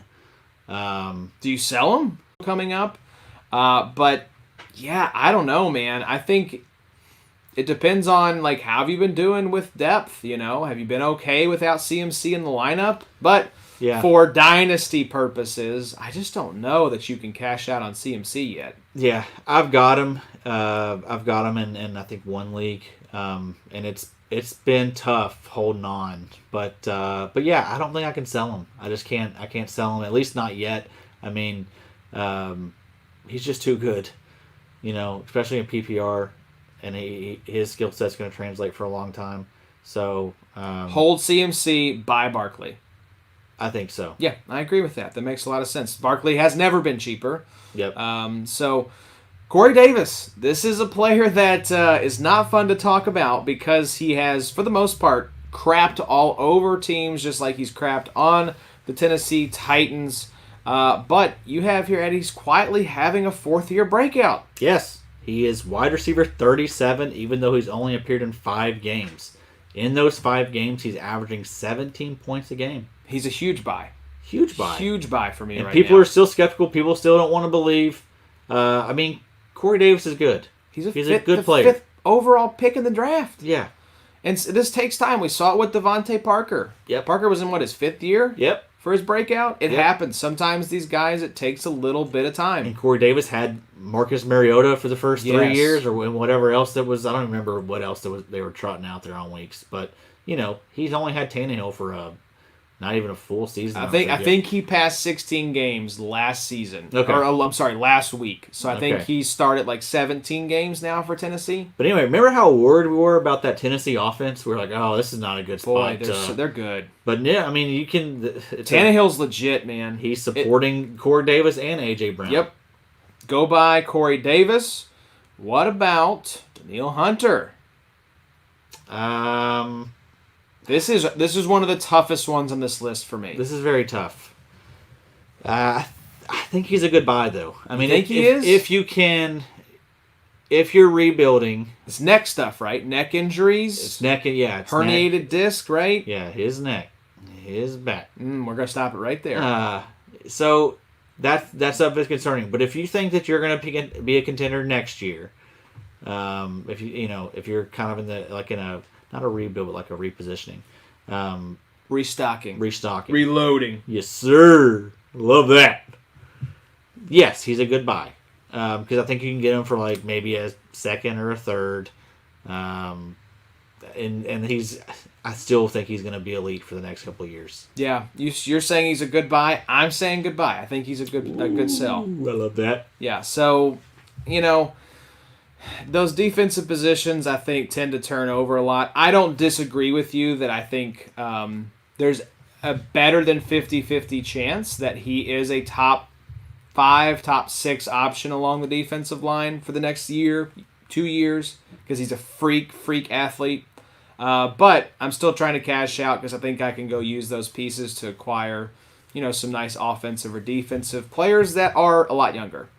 So, Zach Ertz, man, talk about, can you get anything for Zach Ertz right now if you do want to sell? I don't think so. I mean, even before this injury, he was only averaging 8.3 points a game. He turns 30 next week, so, happy early birthday to Zach Ertz. Welcome to your 30s. They suck. Yeah, it's a really tough birthday. It's a really sad birthday. I remember that 30th birthday. It's a tough one. It's like my 20s are gone. Yep. The 30s are ahead. Like, it's a tough pill to swallow. Yeah, don't got a lot of people reaching out to you anymore. Everyone's, passed on and gone. Yeah, the bloom's off the rose. People know that you're not a good person at this point, and they don't want anything to do with you. Right. Here's my suggestion. Just drop Zach Ertz. Oh, wow. Just let it go. Because there's a great term I love from the Ballers. They say he's a waiver wire landmine. Especially in redraft leagues, if you see Zach Ertz out there, you'd be like, ooh, Zach Ertz. Yeah, throw him in the lineup. But he's a turd. He is a turd for your lineups, and even for dynasty purposes. I don't want anything to do with Zach Ertz. Yeah, I mean, I think that he's going to get traded. They were trying to trade him before the injury, so probably maybe a cut candidate this offseason. Yeah. But I think that he can still land it. I mean, we saw Jason Witten be productive until 36, 37, and also he took a year off and came back and was still fine. So I think Ertz can, he could have the same type career if he's in the right situation. But yeah, I mean, the value, the sell window with Ertz, that was at the beginning of the year. He's lost a lot of his value, so that's unfortunate. But yeah, sell now while you can if you can still get anything. If you can get anything, I think the move though, if you got him, hold, wait till he gets cut, and then sign with a new team. And then you sell him. You sell him off the excitement and the enthusiasm. Right now, you're not gonna get anything for him because he's got the high ankle sprain. He's still competing with guard. He's looked every awful week. this year. He's looked bad. Yep. So just the value's shot now. You got to hold it out, wait for the cut, wait for the new team. Yeah, Devin Bros. Up next, let's start with Devin White. Are you happy? I mean, you got to be just thrilled that you traded for this guy. It has been like the Patrick Mahomes trade before his MVP season. That's how I feel right now with Devin White. I mean, is Devin White the best defensive player in the NFL, him and Buddha right now? I think, there's a case we made, him and Miles. I think Miles Garrett is the DL. DL. Or I guess you could put Aaron Donald up there too. But yep. Aaron Donald seems to do all his damage like in 1 week. Like he'll have these blow up games, then kind of be quiet for 3-4 weeks. Defensive tackle, that's tough. Yeah, that's what you expect. The fact that he does it so consistently from that position is incredible. But Myles Garrett, he's been super. He's consistent. been next level. I think those are the three though. I think it's Garrett, Devin White, Buda Baker. Those are your all stars right now. So Devin White, he's averaging 17 points per game on the season. However, over the last 3, he's averaging 25 points a game. He is on pace for 136 combined tackles and 10 sacks. What the hell, Devin? According to PFF, White leads all linebackers with 19 pressures. I mean, I'm just smiling from ear to ear like a Cheshire cat right now. Thick baby Devin, it has been so fun to watch. He's so good. And he's playing alongside Levante David. That was the worry, right? That the shine was knocked off of Devin White a little bit because of Levante David being next to him. But it's just been amazing to see because this Tampa Bay defense is legitimately great. Devin White is a big part of the reason why. Hold him and just savor it. Just savor having, a top 3 IDP asset on your squad. Yeah, and he's going to be that for a long time. Yes. Yeah, so I think, there's not... I'm on record of saying I'll never get attached to a linebacker. This would be a guy that I'd break that exception for. Yeah, there's certain guys. I just want them on my team. Yeah. Yeah. I play fantasy like that a little bit. Like, I like watching certain players. I like rooting for certain players. That's how I ended up with the DE2 on the year, Brandon Graham. Yeah. Liked him on the TV show, went and traded for him, and that just happened to work out okay. But yeah, Devin Bush, though, that's the more interesting case right now. Yeah. We see him bringing in Avery Williamson. I don't think that's a piece that necessarily is going to go bye-bye after this season. I don't think it should. So Devin Bush is a nice sell for me right now. I agree. I think that people will still be, hype on him. He's got a lot of fans. I mean, he was, great profile. Just people like this guy. He also plays for the Steelers, so that's huge. Tons of Steelers fans out there. But yeah, I think he's a good sell. Coming off an ACL, and he was a guy that was kind of underwhelming anyway. Yep, it's true. And maybe it's just a position that, at least now, there's not going to be a lot of production to be had, just because there's so much talent around him. So I think you could still get a nice haul. I think you could still probably get at least a 2nd-round pick for absolutely Devin Bush. 100%. So I think that's a good time to sell. Yep. Because remember, you can always just, if you want a linebacker, get the next hot thing. That's right. This next year, last year it was Patrick Queen and Isaiah Simmons, who hasn't worked out yet. But there's always going to be these guys every single year. Devin White was that guy 2 years ago. That's right, the Devins. So the aforementioned Avery Williamson. What are you doing with this guy right now? Are you going to buy him?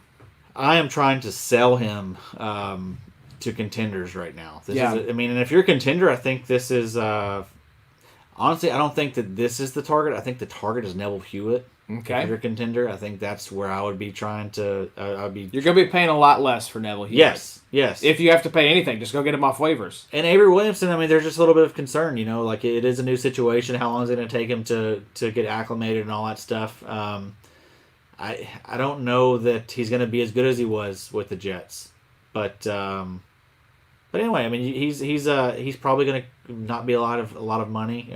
Cost a lot for you. I keep going with the money stuff. You got money on the brand. Yeah, I can see you like filling an envelope with cash right now for Devin White. Hey, we need that ad revenue. That's all I'm thinking about. Stressed. Stress. A lot of financial burden on us. Yeah, it's a stressful night in general. Great question here from Absherism IDP. Eric Kendricks in redraft over Devin White.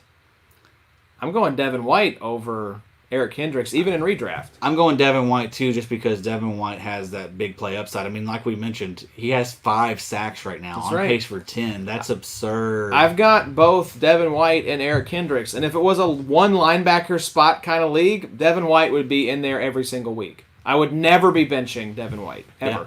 You've done a good job with that defense, Joshy. Thank you, baby. So, Jonathan Taylor, IDP Bob, Bobby, turn off the show. This is going to hurt. Ooh. I'm sorry. T-Rich vibes? No, not T-Rich vibes. T-Rich was like 400 pounds fresh off of like a Denny's breakfast. That's legitimate. Look up the story of Trent Richardson and Denny's. I remember that. Yeah, it's amazing. So Jonathan Taylor is not what we thought he was. This was the smash week. I know he had the ankle injury. He has not looked good this season. And what worries me is that when rookie running backs, that is kind of like when you see it, right? Like it doesn't happen that often with rookie quarterbacks. It happens less frequently with rookie wide receivers, and it happens the least with rookie tight ends. Very rarely do rookie tight ends pop. Sometimes you'll have rookie wide receivers pop. More often than that, you'll have rookie quarterbacks pop. But rookie running backs, if they are special, usually pop in their first year if they're given the opportunity. Marlon Mack's gone. From game 1, Jonathan Taylor has had this opportunity and has done nothing with it. So, I am trying to sell right now. Wow. I just don't think it's there, man. I just don't. Jordan Wilkins, in short bursts, has looked better as a runner than Jonathan Taylor. He's caused more missed tackles than Jonathan Taylor on fewer opportunities. I don't know, man. It's really tough. I don't blame anyone who wants to go buy him. I'm also not sure what the quarterback situation. It's kind of like an AK situation. I don't know what the QB situation looks like after Phil Rivers, who's on a 1-year deal. I don't think Phil is back next year, and I don't know where we're going at quarterback. So that offense, like, I don't want any part of any of those offensive pieces right now, dynasty-wise, because I have no idea what the QB situation looks like in 2021 and beyond. Yeah, a lot of really good points there. And plus, you do have a coach that loves to just rotate guys there. So that could be a bit of a headache, kind of what I'm concerned about with, and as long as Detroit keeps old Patricia around, hopefully that ends this year. But situations like that are always tough. But you're right, man. I mean, JT, he's gotten the volume. He's got a decent amount of carries each week, but he just hasn't been able to really do much with those. Averaging 13.21 points a game. He's a 23rd ranked running back right now. You could still get a decent amount for him. So, I mean, if you are out on him, if you think he's gonna, not be what we all thought he was gonna be, then yeah, probably a good time to sell. If you're looking to buy, maybe you're like, I think this guy still has it. I think JT owners are very frustrated right now, and this is probably a good buy opportunity because, buy for me. He's a buy for me. Yeah, I don't think you'd have to pay like a king's ransom, right? I think you could. This is probably the lowest you're going to be able to buy him if he is good. Yes, and I think he's good. I mean, we got to remember, look back at Chris McCaffrey, his rookie year, AK, the way he started his rookie year. Some of these guys just take a little bit of time. The best comp I can think of is Miles Sanders. Yeah, Miles Sanders came on at the end of the year. I mean, we'll see, and I don't know how long he's been dealing with his ankle injury, but you would figure like it couldn't have been too severe. They're not going to risk it with it. They had the depth to be cautious with it if they wanted to. So. That's probably more of an excuse. I mean, the vision hasn't looked good with JT. That's the biggest concern for me. I think that will get better. Yeah. with more reps, but this is a great offensive line. You saw the video of him running straight up his offensive lineman's back when there was a gaping hole to the left. Yeah. I'm sure you've seen that clip going yeah. around Twitter. It's worrisome. I mean, yeah, and when you see someone like James Robinson, who was an undrafted guy, coming in and just, looking like the best running back in the class, yeah, it's concerning because we all were super hype on this guy. But I'm still holding out faith. I've been somewhat surprised with how good he's looked as a receiver. So I think it's a great time to buy Jonathan Taylor right now. Yeah. So let's talk about one of your favorite players, perhaps maybe your all-time favorite player, Michael Thomas. Sell this guy. Like, this shouldn't be a big-time discussion. Old ass. Yeah, 27.5, right? Mm-hmm. Going on 28. I think he's like 27.6 now. He's a head case, man. Like, I think if you wanted to step into that buy window and say, even with the Drew Brees uncertainty, Michael Thomas is an elite talent, obviously wide receiver 1, but what a bust pick that's been this year. I know, just light it on fire. Yeah, pretty much. And this happens every year. Like Saquon, light it on fire. Christian McCaffrey, light it on fire. It happens. Mm-hmm. But man, this Michael Thomas one is hurt. Yeah. And and when does it seem like he's going to return to the field? I don't know. It's when they apologize, apparently. So, sell Michael Thomas. Now, what about DJ Dallas? Not the running back for the Cowboys, the running back for the Seattle Seahawks. The only one who apparently could stay healthy in this backfield. I think he's a great sell.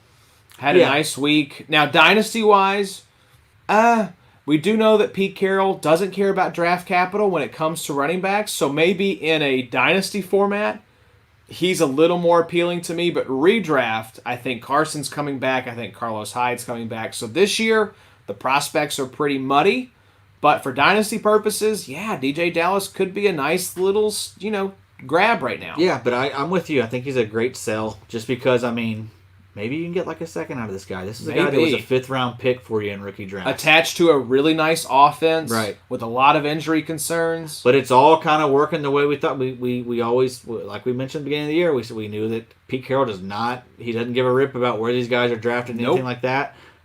This was just like the perfect type of player for him. We mentioned that we could see him coming down big, coming on big down the stretch. And that seems like what's happening. So I think it's a good time to maybe sell. If you can get like a second or third, this next class is going to be very good as well. Think about the 3rd-round picks that we saw in this class. Zach Moss, Laviska Shenault, some of these great defensive pieces. Oh yeah, the defensive pieces in the 3rd this year were very, very nice. Yep. So I think that would be a really nice sell, DJ Dallas. Yeah, and keep it in the division. Sell Chase Edmonds right now. Yes. You're going to get 1 or 2 weeks, right, of top-end production with Kenyon Drake out. Hopefully, if he's good, which I think Chase Edmonds is good. But after that, I'm thinking Kenyon Drake comes right back in and gets, if not 100% of the work, more than he gets the majority of the work there. Yeah, but Chase Edmonds was the more productive back of the two, even though they were splitting time just because he is the PPR back. So I like Chase Edmonds a lot. 24 years old. So he's... nicer for dynasty leagues. Yeah. And, as long as he stays in that offense, I love that. And you've got to remember, Kenyon Drake's on a franchise tag. So That's right. I don't think they're going to keep him around next year. Could be Chase Edmonds' backfield. It could be his backfield. That's a great point. I would like for them to, bring someone in. Sell and redraft, keep in dynasty, and hope that maybe he's the featured back next year. And this is a good point. If we had Z-Max, we might have been able to do a little more prep on this. But when it comes to these dynasty guys, look at the contracts. Look at the contracts. Yep. Always. That is a huge sign of guys that could be gaining a lot of value. When those contract situations go different. Yeah, so he is signed. He's not an undrafted free agent until 2022. So he's still under contract next year. So there you go. So I expect Kenyon Drake to maybe move on. I don't think they'll bring him back on a second tag.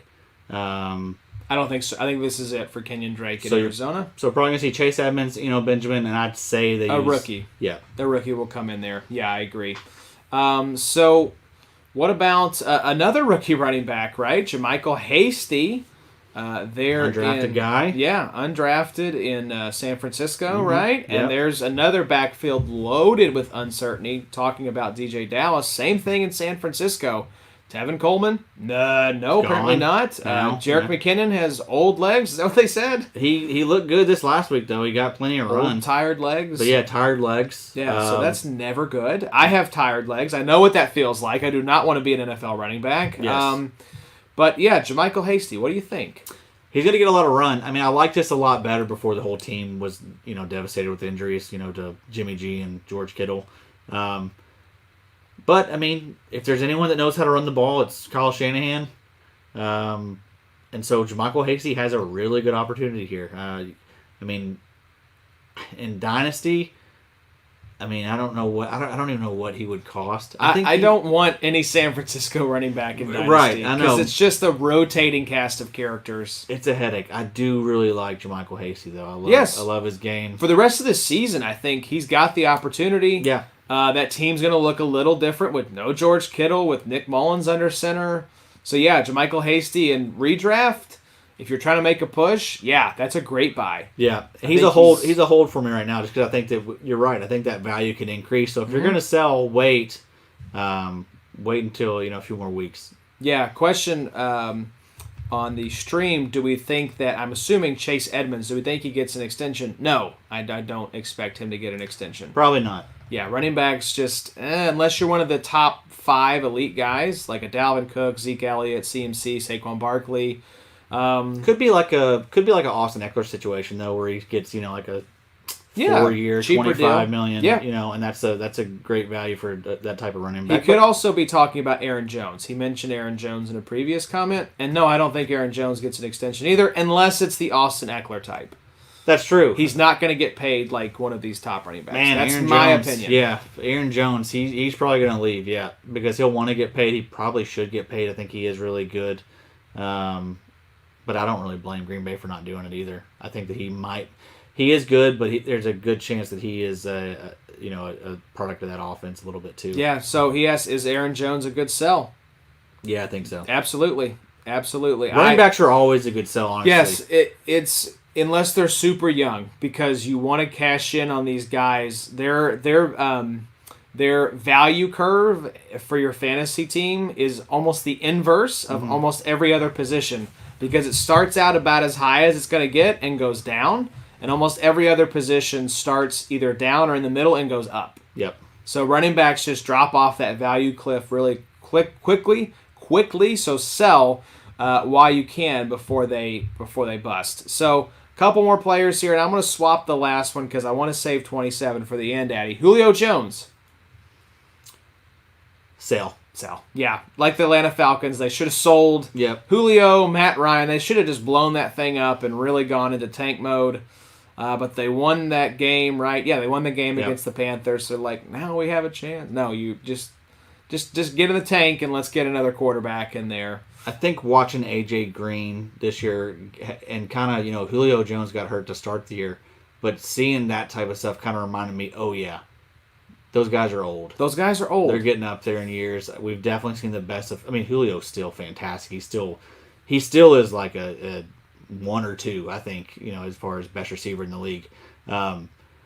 But it's going to slow down at some point. He's much closer to the end than he is the beginning. And so you can still get a lot for him. Yes, trade him to a contender. I mean, you're still going to get a minimum of like a first and a first plus. Yep. So yeah, I think he's a great sell, especially now while he's still ultra productive. Because as soon as he starts looking like AJ Green, that's done. That's it. The goose is cooked. I mean, I don't know that you get anything back for AJ Green right now. Maybe a late pick, maybe. If anything, you scooped him up off waivers, for God's sake, in our main league. Right, and I was trying desperately to sell him after those 2 games he put together, but no one came knocking. And then he had a down week, and it's gone. That kite has flown off into the hurricane. It's gone. Yeah. So, last one, number 28, Patrick Queen. Buy, sell, hold. Sell, baby! Sell, okay. Well, he's tough. I mean, I do like Patrick Queen a lot, but I think you can get a lot for him. And as long as Lamar's there, that defense is. I mean, Lamar is going to keep that offense on the field a lot, and it's going to make it hard. It's going to make it hard for linebacker production on some weeks. As we've seen with Queen, he's very up and down. He has these huge weeks, but then he's got a lot of stinkers sprinkled in there too. So I think that what did he go for in our RSO league? I'll look it up because he did get moved here very recently. But anyway, I mean, I think it was like Cam Akers was involved. Else. But yeah, and Jadeveon Clowney. Okay, well, I think you can get probably a first for Patrick Queen. That's what I say. If I'm selling Patrick Queen, I want a first. Yeah. Maybe plus another later pick or like a mid-tier offensive weapon. I mean, because this guy has LB1 potential. Yeah. I'm not saying he is that or that it's a guarantee he'll be there, but he's got a good shot. Yeah. I mean, he's really good though. I mean, I understand either way if you want to hold him. I mean, it's you can do worse than having the Baltimore Ravens middle linebacker. That's right. We saw that has historically been a pretty nice position for IDP, Addy. All right. Well, hope you all enjoyed. That was a fun sode. I love doing buy, sell, hold. It's my one of my favorite segments. I think the people liked it too. We don't ever get this many comments or questions. I'm loving it. Thank you all folks. Thank you all for tuning in. Get out there and give us some money. Yeah, before Adam has a full-blown meltdown. But thank you all for tuning in. This was a really fun episode. Hopefully we gave you all a nice distraction from the anxiety-inducing election results. I'm going to go into the house and see which direction our country is going to go in for the next 4 years. It's like Christmas, but the opposite version of that, where there's just turds underneath the Christmas tree. I know. I've had a little bit of like a knot in my stomach all night.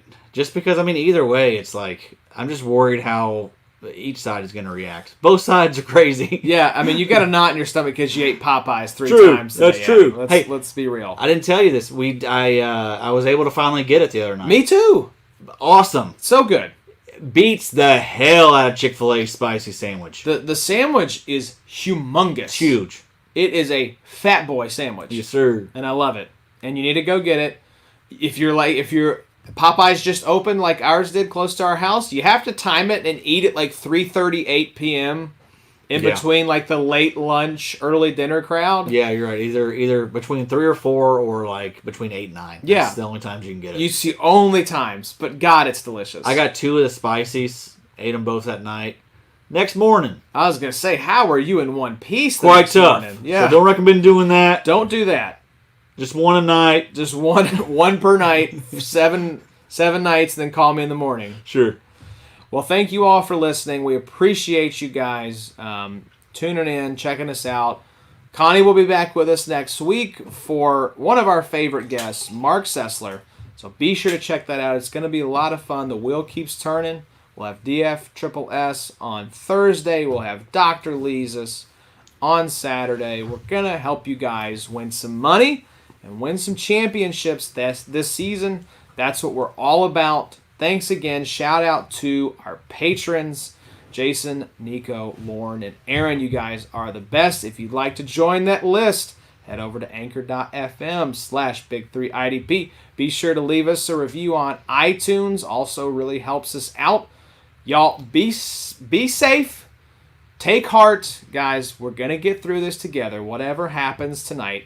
And Big 3 will be here to help bring the laughs and bring you some fantasy championships. Until next week, y'all take care. We'll see y'all later. Love you guys. Be good to each other.